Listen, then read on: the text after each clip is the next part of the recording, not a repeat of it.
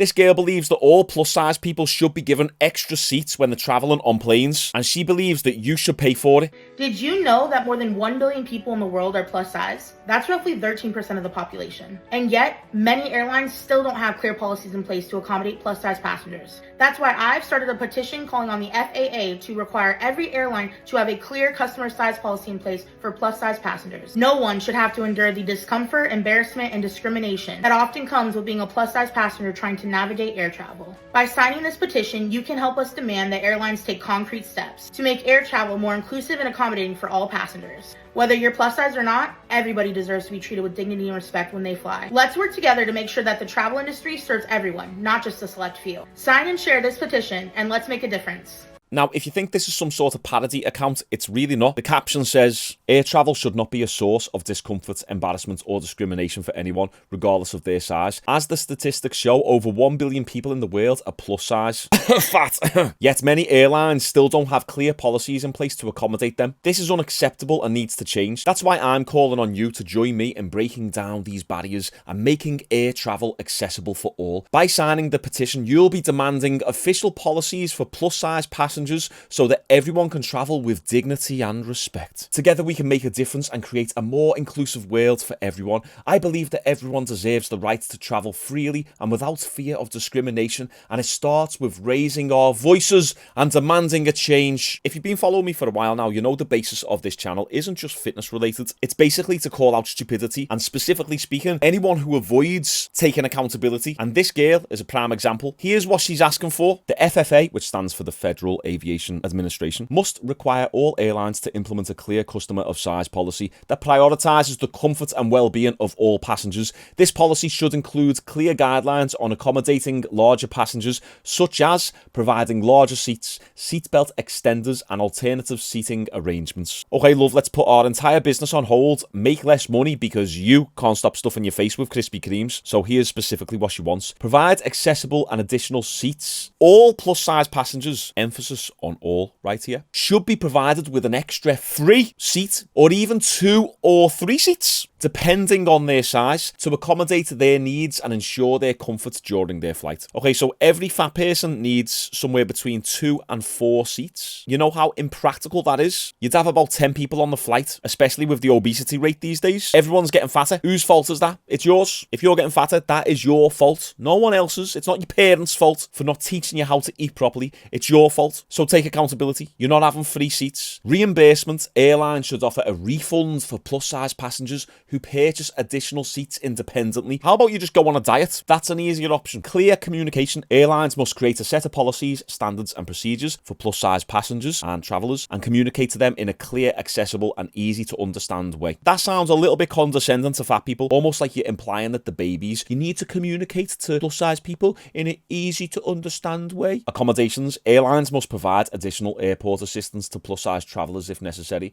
including wheelchair assistance and priority boarding. I'm sorry, are you disabled now? Even if you are, because obesity these days is classed as a disability. You've done it to yourself. You got these poor people out there who've genuinely got cerebral palsy and who are paralysed, and you want to put yourself in their bracket? No, there's nothing wrong with you, apart from the fact that you're waking up and having crisps and sausage rolls for breakfast, and you're having 10 Kit Kats a day. You're not disabled, you're greedy. Airlines should also create accommodations for larger passengers, such as larger bathrooms, seatbelt extenders, and alternative seating arrangements. Okay, let's just rebuild our entire business model around you. This is a good one. Employee training. Airlines and government agencies that regulate the airline industry must train all employees on how to accommodate plus-size travellers, including handling sensitive situations and providing appropriate customer service. So basically, when a fat person is having an emotional outburst or when they're really hungry and cranky, the airline should know specifically how to handle a fat person's emotions. Once again, how about you just sort yourself out? And we'll keep conducting business the way we're meant to. What's mad is this has actually hit 5,000 signatures. Hopefully it doesn't really get any further. But like any victimhood movement, they all pick up steam and they all pick up momentum, because there are a lot of victims out there who don't want to take responsibility over their own damn lives. And they don't want to put in a bit of effort and sacrifice and be hungry for a few weeks We got one victim. I am signing this petition because airline seats are too small for normal sized people, let alone people who are obese and or have a disability. It's not safe squeezing people into seats. It's also not fair. I'm 5'10" and I lift, and I can agree, airline seats aren't exactly massive, but it's always been this way, and you just get on with it. And I guarantee, Debbie, you probably are a little bit chubby. Now get on this, Christopher. I'm signing this because I'm an exceptionally but naturally large person. I am 6'8" and always had problems with air travel. Blah de blah de blah.